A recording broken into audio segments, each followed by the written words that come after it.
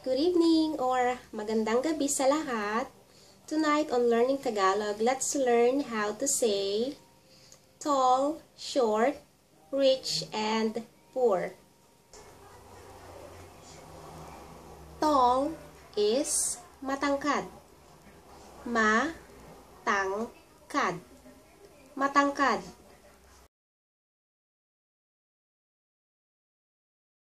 Short, when referring to height, is mababa.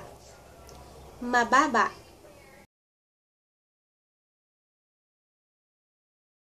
And poor is mahirap. Mahirap. Mahirap.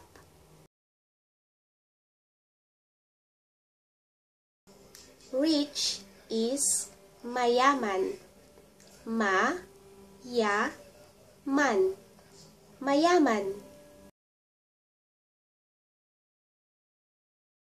So we have mababa for short, matangkad, tall, rich, mayaman, and mahirap, that means poor.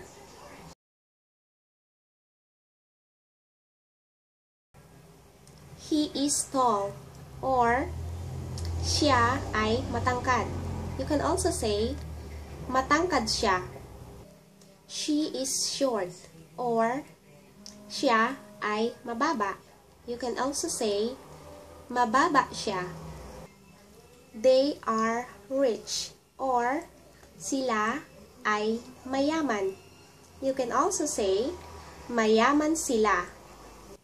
We are poor, or kami ay mahirap. You can also say, mahirap kami. So, that's it for tonight. You can also find those Tagalog words and the examples down below. That's it. Good night. Bye-bye. Sweet dreams.